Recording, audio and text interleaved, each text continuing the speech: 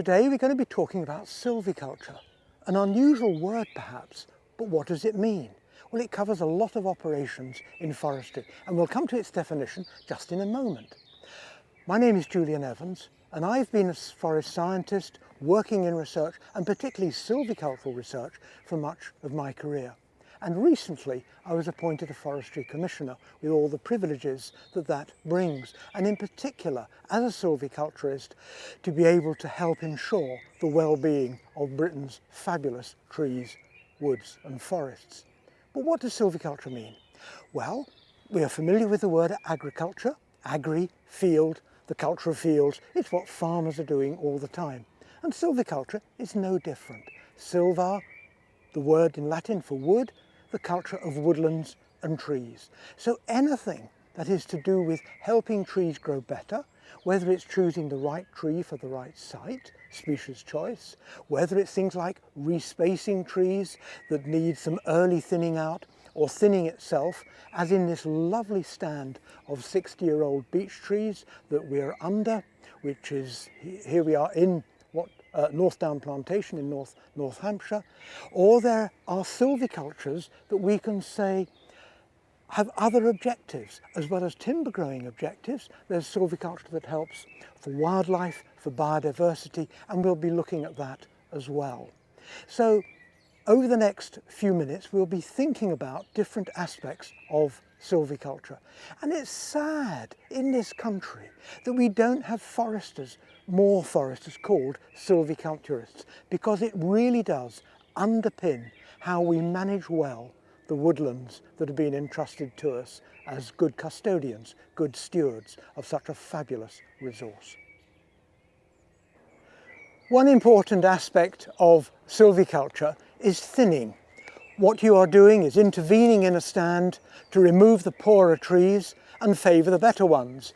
And for example, this lovely stem here is one that I would never want to cut. But you can see other trees that are poorly formed, that are growing less well, and you may consider cutting those out.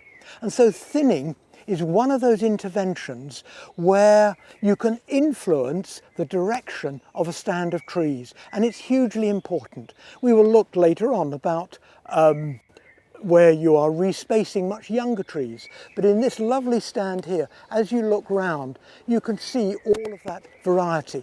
And what you would look for is to identify the trees that have got some decay or perhaps at some other defect. How frequently do you thin? At this stage where the trees are 60-something years old, perhaps once every 10 years. How many trees would you want to cut out? Probably taking something like 1 in 3 or 1 in 4 on each thinning occasion, so that ultimately when the stand is ready for a final harvest, if that is the way we're going to regenerate it, you will have something like 200 beech trees per hectare left. As we know, when we plant, you plant several thousand. And so the removing from several thousand trees at planting through to just a couple of hundred per hectare, or even fewer in the case of oak, is the process of thinning. When we mark trees for thinning, sometimes it's obvious which ones to leave, which ones to take. But often it is a real toss-up as opposed to which to leave, which to remove. And these two are a good example. One has got quite a bad defect. It's grown well, the trunk is straight for the bottom 6 or 7 meters, but then there's a bad defect. The one next to it hasn't grown quite so well, but it's defect free for a much greater height.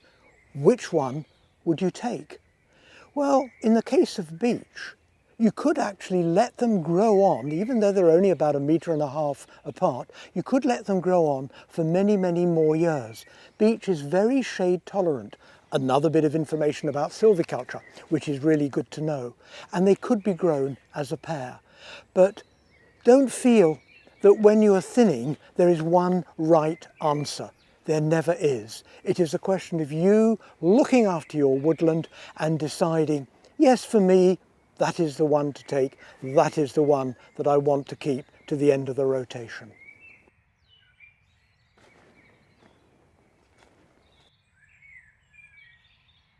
We've moved a couple of 100 metres from the stand of beech into a group of Douglas fir trees. They're growing vigorously. They are planted on the same, we believe in the same week, same month as the beech, and yet they are much bigger. Why are they growing here? Almost certainly it's because the soil is a little bit deeper, a little bit more fertile, and able to support such a high quality conifer. And that brings us to another element of what we mean by silviculture, deciding the right tree in the right place.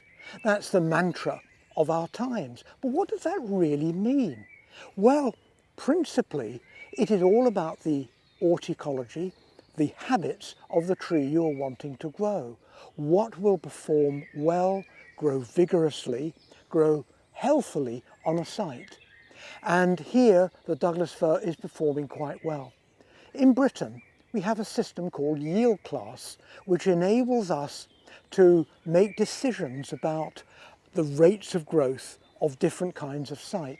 And the yield class of these Douglas fir is what we would call about 16, whereas the beech is about yield class 6 or 8. What that means is that the productivity of these Douglas fir is roughly twice that of the beech. So not only is it a good timber, much sought after by industry, but also it is growing a lot better than the beech.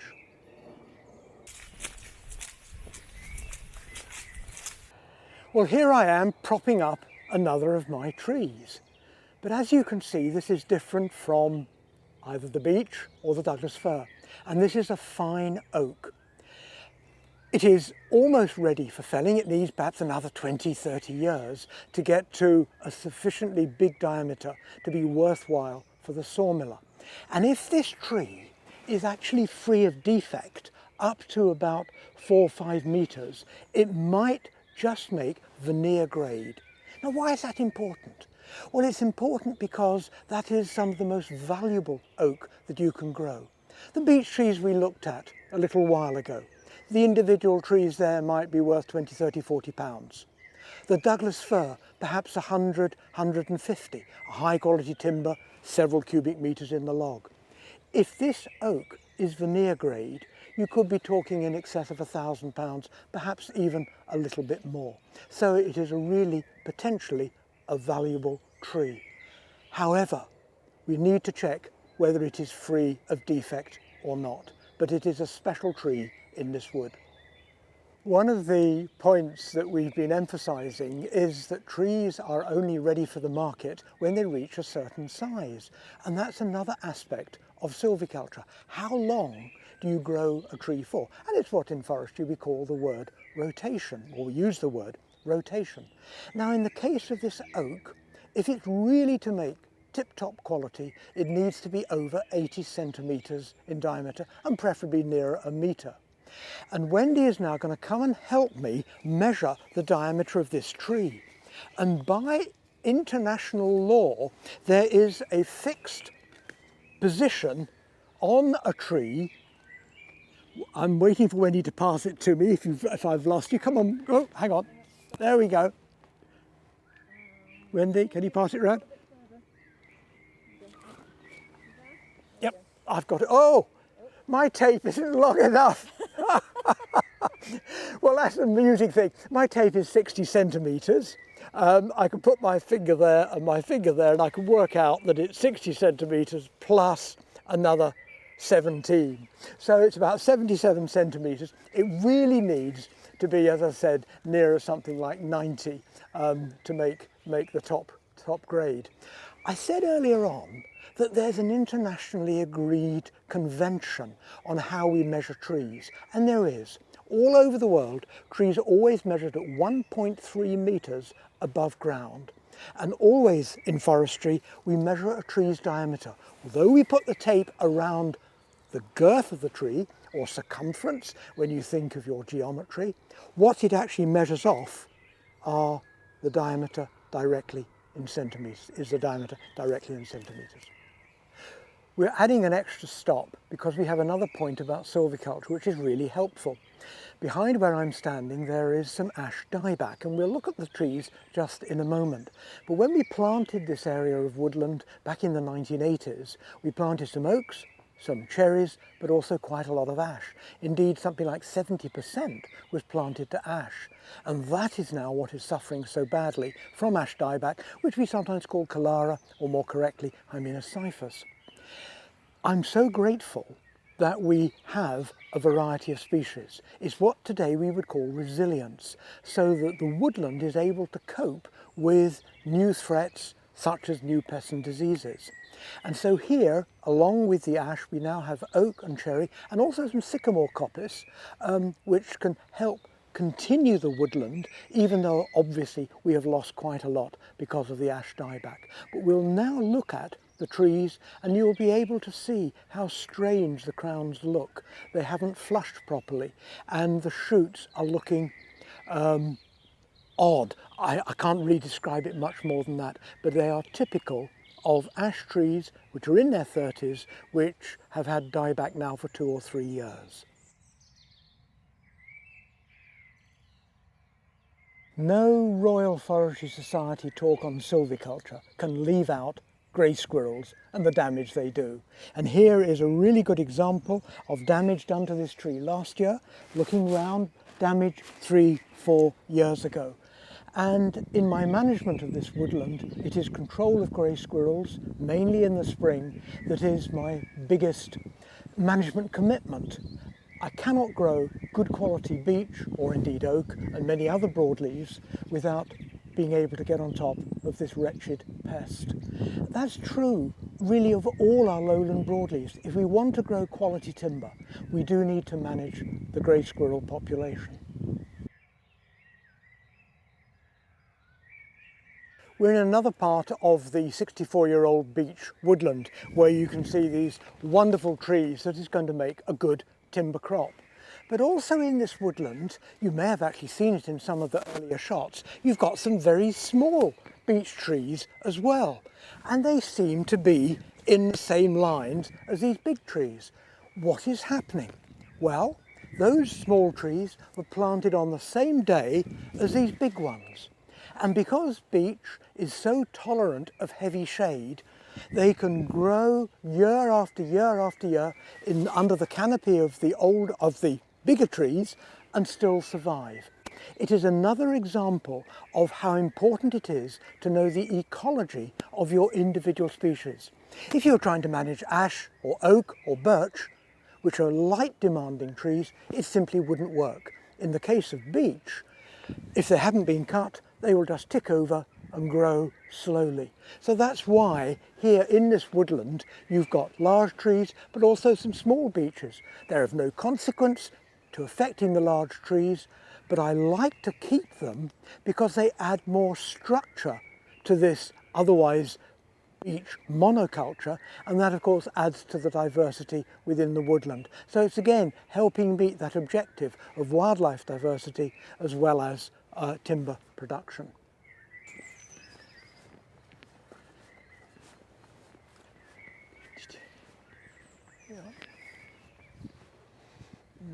So far in our discussion of silviculture, we've really focused on using different techniques to grow good quality timber. And certainly one of the two main objectives in managing our woodland is timber production and the revenue that it earns.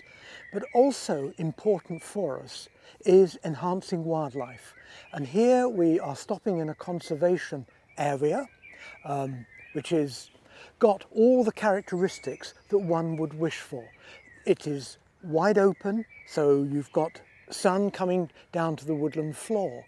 You have got shrub layers, and we use coppicing, particularly of the hazel, to encourage that. Farther in you've got taller trees, and in the distance you've got very big trees. And all of this creates a structure that provides different habitats. It's what we call edge effect when it's next to the ride where I'm standing, and that you can see with the sycamore and the hawthorn that's just coming into flower. And so you've got open areas which bring sunshine, which is important for many of the invertebrates. You've got structure. But in addition, to really promote wildlife, one will be looking for standing deadwood, and we will look at one of those trees in a moment, which is a long dead oak. It's what the Americans, by the way, call a snag, if you've ever come across that word. And also we look on the ground for the accumulation of deadwood as well, so that the decay of those logs and pieces of timber provide wonderful environment for various beetles and other invertebrates. And so as you bring together these different elements, you are enhancing the wildlife, or to use a more modern term, the biodiversity potential of your woodland.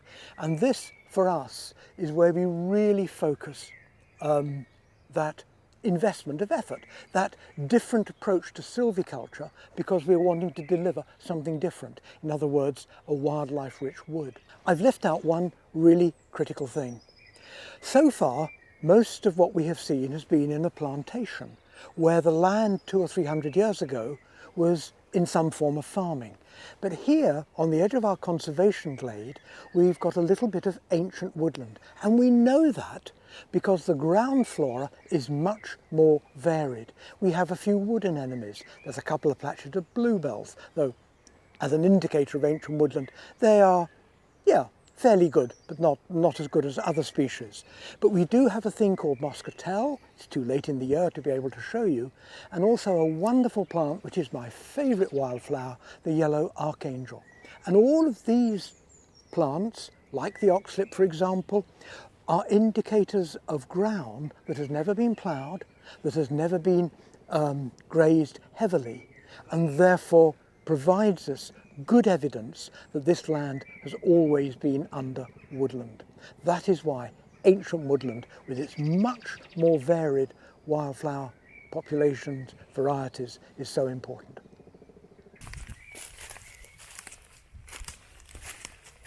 So here is the standing deadwood, what I told you the Americans call a snag. And you can see that not only has it sloughed off its bark, but also you've got places where woodpeckers will drill into it. It's wonderful for invertebrates. And also right at the top, as you can see, that's where raptors would purchase. So they are a real plus in enhancing the biodiversity within one's woodland.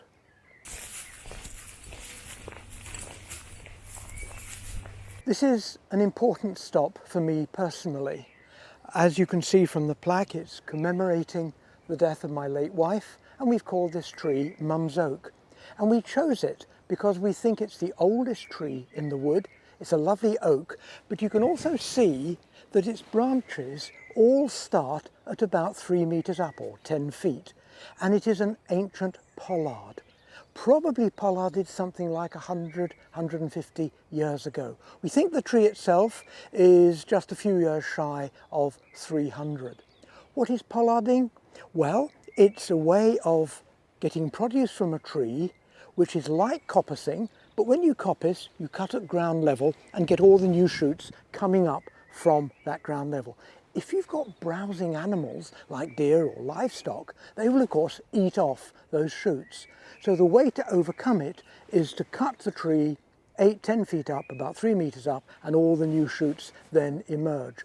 And in the medieval times, up until really the beginning of the last century, it was a common system of tree management. We still use it today, and indeed there's a little bit of a recovery of interest, but it's another aspect of tree management that would fall in the general topic of silviculture. It's a way of managing a tree to cope with a particular set of challenges to produce you something useful. In this case, if it was repollarded frequently, you would get something like firewood or poles from the shoots. Another intervention which comes under silviculture is pruning. One only prunes a small proportion of trees, ones where you want to either straighten the stem or more usually to remove branches from the lower part of the trunk, what we might call the bole. And normally it's done early in the life of the tree. We're not going to go into great detail at this stop about the silviculture of pruning itself, but I do want to make just one point, because there is a good way and a bad way to prune branches, and this branch illustrates it beautifully. So you can see that there's the branch bark crease, and it follows down through the bark, indicating where it has been. And when you do the cut, you want to cut away from the trunk, making, as it were, like an isosceles triangle, if you remember your geometry. I think it's the second time we've talked about geometry, haven't we? Anyway, there you are. That is the best way to do it. We've now come to the end of our visit to Northdown Plantation, where we've been looking at silviculture. And one way of thinking about what silviculture is how we are custodians or stewards of the fabulous woodland and tree resources that we care for, and how we direct its future. We hope you've enjoyed the visit today.